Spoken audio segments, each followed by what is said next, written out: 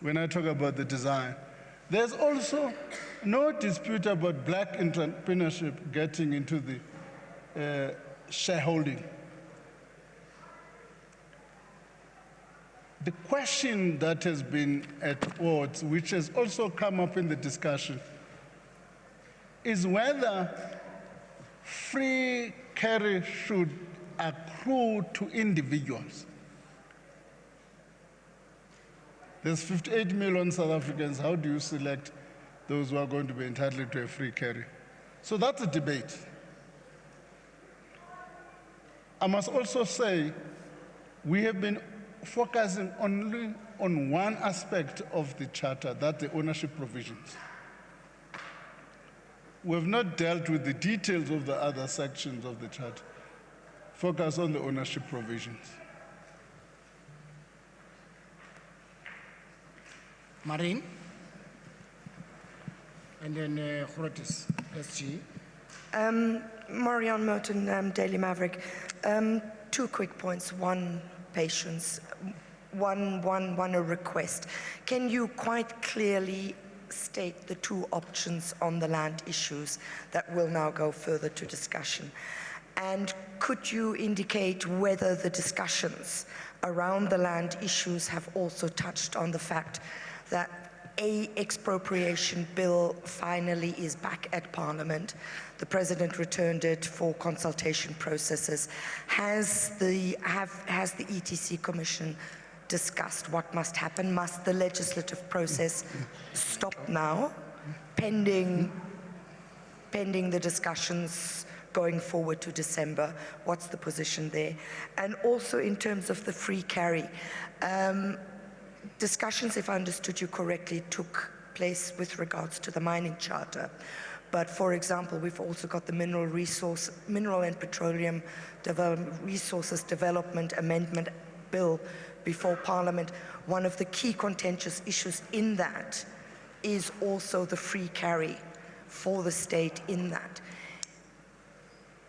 Was that discussed? And if not, or if yes, is free carry perhaps an instrument in terms of the radical social economic transformation that is being discussed pending December?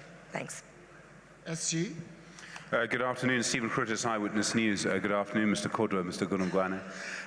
Can I ask, Mr. Gunungwane, help me out as a journalist. Is it fair for me to say this?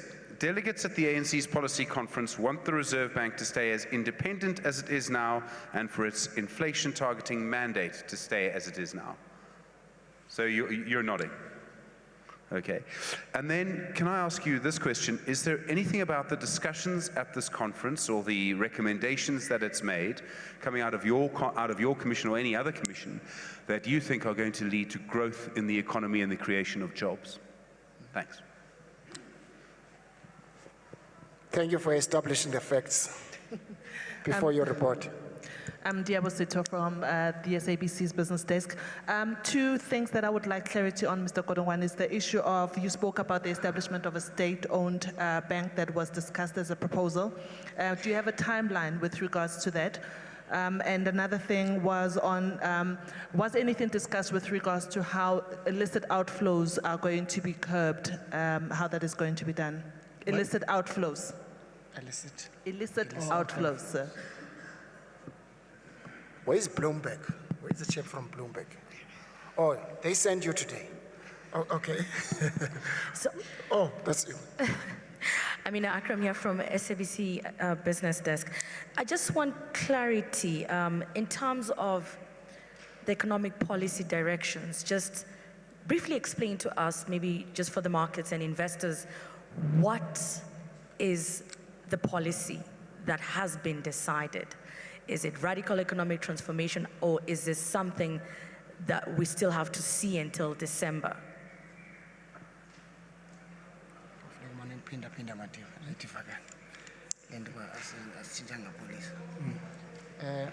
Ranjini?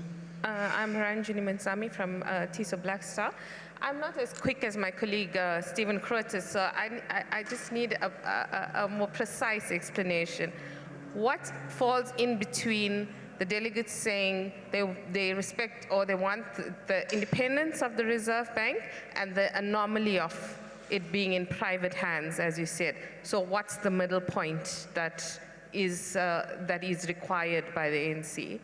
And on the issue of land, as far as I understood the President's closing address just now, he said that in extraordinary cases there can be land redistribution without compensation, but it must be done within the law and the Constitution. But then he flagged the point, he hinted that there could be changes to the Constitution.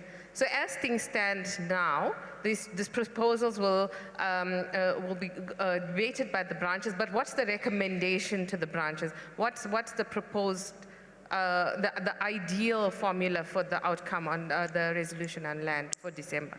Thanks. The last question from Bloomberg.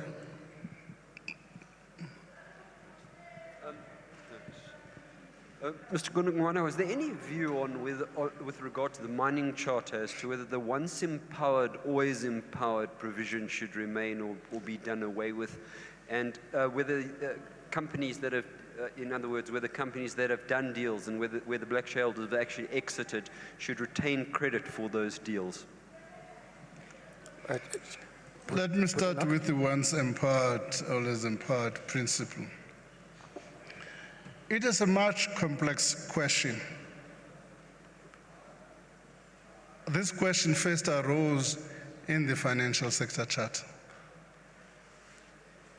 One of the difficulties we're confronting, I'm giving this background in order for you to understand why is there difficult.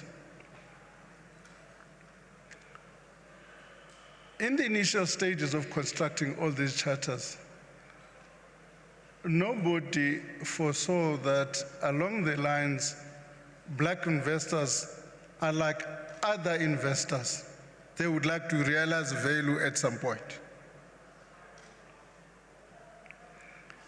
Now, the difficulty you face is a black investor not supposed to realize value, in which case that black investor is going to cash in and go. And what are the implications of the company in which the black investor was invested? That's a difficult question. That's why from the ANC side, we have advised both government and the Chamber of Mines that this is not a technical question that can be solved in a court of law. Well, we do apologize. We've had to come out of that media briefing on economic transformation. Journalists still fielding some questions there. Prior to that, of course, we heard President Jacob Zuma finally closing 5 days of grueling debate here at the ANC's National Policy Conference. 2 days set aside to dissect the state of the ANC, and then after that, challenging some of the crucial issues that South Africa is facing regarding unemployment, job creation, the crippling inequality in South Africa. And President Jacob Zuma essentially saying that he believes that the ANC has come out of this policy conference much stronger. He commended all the delegates for the robust debate on quite a number of issues. But what we expected him, of course, to say was to express concern of the continuing what was previously referred to as a cancer within the African National Congress when it relates to factions and slates and the state of the ANC due to disunity.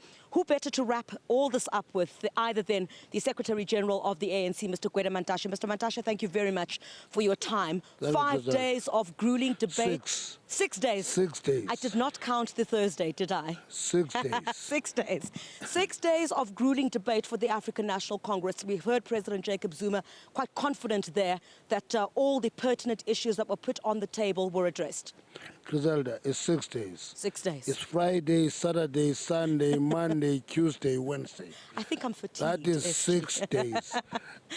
Quite sufficient time to engage, not sufficient to find all the solutions.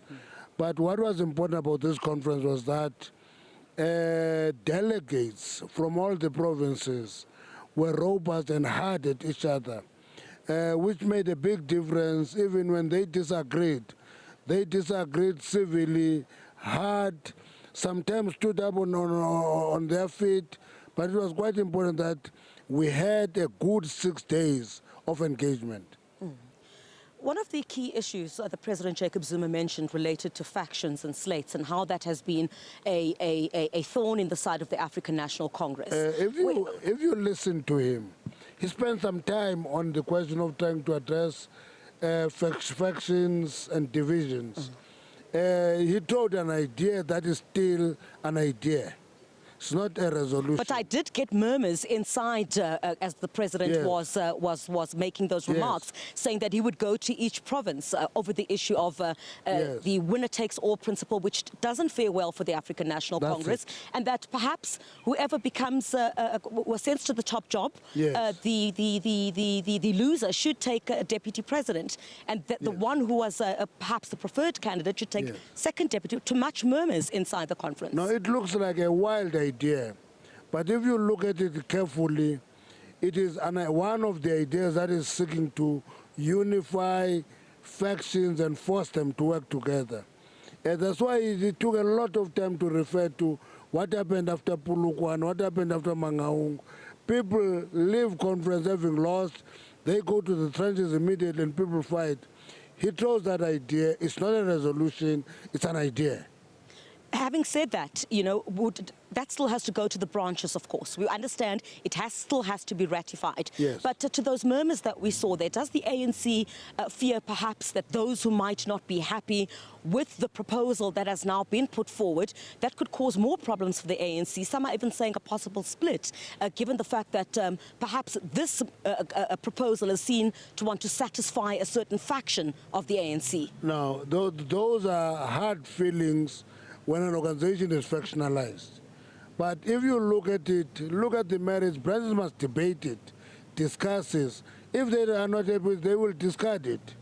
But we must all apply our mind in how best do we unify the movement and minimize the threat of a split. Actually, a threat of a split is higher when there is a loser and a winner. But if you pull teams together, you are trying to force people to work together. Whether they will fit together and be loyal to each other is a different matter. But it's an idea. I want to emphasize this. It's an idea that is thrown. Branches must discard it and not think about is it for candidate X or candidate Y. It's not for that.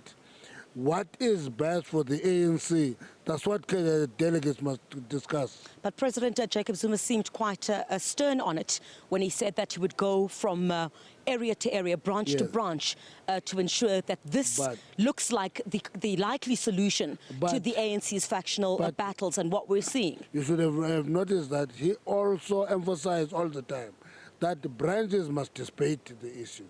Because actually the decisions in there is attained by the branches. I can have a brilliant idea. If I have that brilliant idea, it must find resonance with the branches and members of the ANC. If it does not, it will not fly. I want to talk about one of the other issues that seem to have been quite a thorn in the side of this policy conference. Is it true that you had to douse some fires in some of those commissions, SG, when some of the delegates had asked Joel Nichatenze to leave the commission because we know already it's been confirmed that there is some dissent within the ANC over the non-use of the word white monopoly capital? No. You see, that's the problem with Rumamongaras and tailbearers. They go around and tell people things that happen. What happened was that after receiving the report, what caused a discomfort, not in the commission, was in the media briefing of reporting 9 out of 11 commissions accepting this. Because the argument in the plenary was, it doesn't matter whether it is 6-3 or 5-4. 2 proposals are in the report that will go to the branches and the debate continues. It can only be finalized in December. So the only issue that we had was going up and make it public that is a 9-2, because once you play numbers, you are actually splitting the delegates. Delegates are here. That's why when they came to the next commission, They didn't use the numbers. They said a dominant view is this, but there is also this view. Both of them will be in the report that is circulated so that the debate must continue. And he has not been chased out of any place. He has not been chased out of the plenary. There is no truth in that. SG, in one of the commissions as well, we understand that the chair of the disciplinary committee, Jericho Nicole, had also come under fire over a tweet in March 2016, where he said that the expropriation of land without compensation is not ANC policy. Were there delegates who called for him to be disciplined? The reality of the matter is that I was not in that commission. I can paint a picture that I imagine.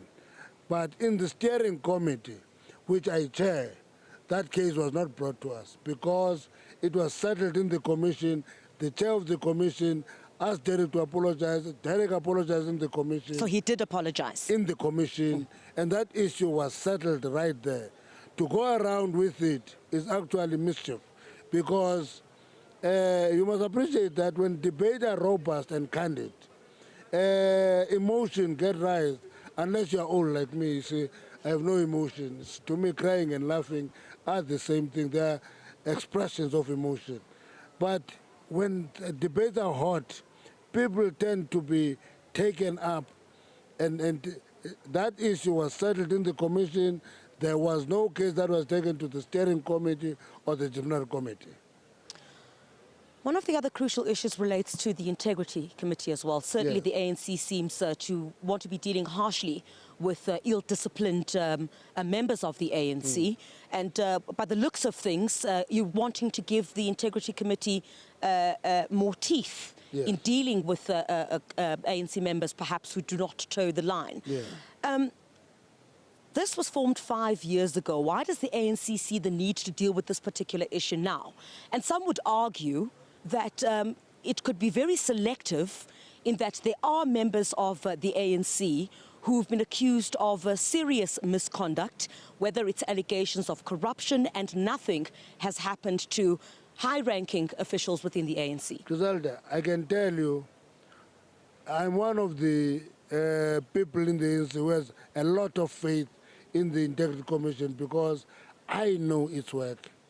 I can quantify it. For example, I can tell you now, as we sit here now with you, they have just released 4 reports that we're dealing with because they're working, they're spending a lot of time, they're taking decisions on cases, and in those cases, they don't look at the levels. Actually, what end up in the National Integrity Commission are people who are actually, if you use the Chinese description of flies and tigers. Actually, people who end up in the National Integrity Commission are tigers. That's why you'll find out there are ministers that they make recommendations on. There will be leaders of regions and provinces that they have made recommendations on. Many of them have been executed. But some would argue that the biggest problem for the Integrity Commission is President Jacob Zuma. We heard just the other day on one of the other television networks, one of the members saying that they're calling again on President Jacob Zuma to resign. Who is calling on President Zuma to resign? The Integrity Committee. No, there's no such a report, Griselda, I can tell you that. There's no such a report. People were saying this in the NEC. We gave them the report. President Jacob Zuma was called for a meeting in the Integrity Commission. They had the whole Saturday together, had discussion, we got the report of... Mfenyana was live on one of the television networks saying that they called on President Jacob Zuma to resign again. No.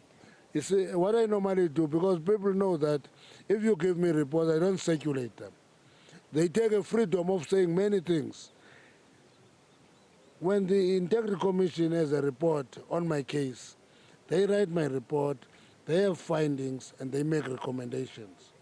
When they report on a meeting, and there's one sentence in the middle of the report that says, we think that the president must step down, that is not a recommendation, it's not a finding. Because but it was brought up, SG. After that sentence, it's a meeting. They raised that. After that meeting, the president debate with them and give them his explanation of things. And it ends there as a meeting of the Integrity Commission. And if they want to have a case of the president, they have the freedom to do so. That case hearing has not taken place, okay? So there is no finding by the Integrity Commission on the president. There is no recommendation of the Integrity Commission on the president. But it was brought up, SG. But let's move on. No, bringing things up, it was brought up in the NEC. That's not how you take decision. It's not about just bringing things up. It is brought up everywhere. But if you want a decision, you take a decision. Do you think perhaps giving more teeth then to this Integrity Committee would deal with some of the aspects that have plagued the ANC? Because you'd find that South Africans, perhaps some, would say there is no confidence in the ANC to deal with its own in-house challenges. So what more to deal with challenges facing other sectors, including the economy in the country? No, I think you are just in a negative mode, Griselda. I don't think so. No, SG. you are. Let me tell you why I say so. You are in a mode that is strange for me, in the sense that the Integrity Commission does its work. I can tell you of a number of people who are aside. It can be the sector of the Buffaloes, it can be Marius, Fransman, there's a long list of them. That is the work of the Integrity Commission. But people, when they want to forget that, they just close their eyes as if nothing has happened. It can be the chairperson of Amatole, who was not allowed to be a mayor because he was having a case in court. And there are many of them. I can give you a list up to 10, actually. Now, if people don't know that, and they say there's nothing happening, then that is a worry for me. Number two, when it comes to the economy is quite a complex issue. We're knowing that we're having a technical recession, we're having a downgrade. That issue, to come out of that, will require this government of the ANC to work with the private sector. And if we're not working together, we're not cooperating, and invite other stakeholders, your labor, to be part of getting solution to the problem, it is not going to fly. Let me give you an example. You know, when we got our recession, only sectors that registered a positive contribution to the GDP was mining and agriculture. If you talk to me a year or two ago, mining was the most negatively projected sector because of the 5-month strike. Because after that, we paid attention to those, addressed it, brought stability, developed rules. Mining made a contribution that is positive. It is other sectors, your financial sector, your retail sector, that have made a negative contribution. It requires a patriotic citizenry, including business. At this point in time, if we move this direction and the business move that direction, we're going to sink deeper into all these problems. If we work together, we're going to be able to take ourselves out of the hole as a country. One of the other issues, SG, in the run-up to this policy conference was the issue of the Gupta family, the motion of no confidence against President Jacob Zuma.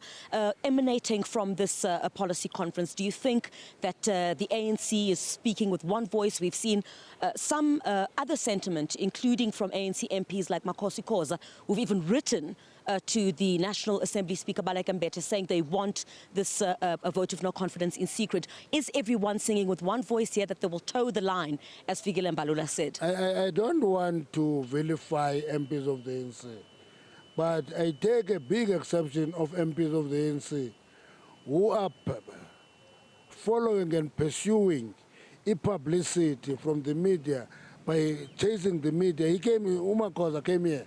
She was interviewed by everybody. After that, she left. Do you get my point? To me, that is ill-discipline to the superlative degree. Because Makosi Khoza was invited as the chair of a parliamentary committee to be part of this meeting and raise the issues here. She is not here. She talks to every media house because she is pursuing a publicity hype around herself. Will she be hauled before the ANC She in the must next coming days? No. We'll talk to her. I did talk to her before. We'll advise her. Ukuthi, you know, when you want to be self-centered and attack your organization, that is like suicide bombing, because you want to destroy yourself, in the process blow the organization up. She must talk to us. Makosikoza is a member of the ANC, is an MP of the ANC. She must talk to the ANC. She must not tell everybody else except the ANC. So is everyone coming out of this policy conference speaking one voice? We are better, much better and much more united than when we started the conference 6 days ago. Just finally, before we wrap up, SG, one of the other proposals from the Eastern Cape, for example, was that all 1 million plus ANC members should vote for a national leader. Did that find much resonance in this policy conference? Is that something that, for example, to deal with issues of vote buying, factionalism, one of the key issues that was mentioned? Okay. Can I tell you what is nice about a policy conference? Ideas are entertained here. But I can tell you that if you can have electronic voting, the most disadvantaged will be rural members of the ANC. Will not have access to technology. It will need still hard work of going around to make them vote. But it's an idea, it's on the table. It's there, it's going to the branches. If they endorse it, it goes to the National Conference, it's accepted, it will be policy. Secretary General of the ANC, thank you very much for your time. And it's certainly not a negative sentiment. The President even praised the media there for the work that we have been doing. That's why I don't want to spoil that space. Let's not do that. It's been long and grueling, SG. Let's keep that praise in place. All right. Forever. Thank you very much. The Secretary General of the ANC, Gwede Mantashe, quite confident there, sharing basically the same sentiment as President Jacob Zuma about the ANC emerging from this policy conference united, and that all the issues, both pressing for the ANC and the country, have been addressed, and perhaps solutions, more concrete solutions, will now be found once all of these debates go to the branches, and then perhaps all of those, or at least some of them, ratified at the elective conference in December. Well, that presser on the economic transformation has just also now been concluded. Unfortunately, we can't take you back there, but we will have a bit more crossings a bit later on to finally dissect or just wrap up what has taken place here at NASREC at the ANC's National Policy Conference. But from me, thank you very much for joining us. We'll hand back to the studio. All right, Chris.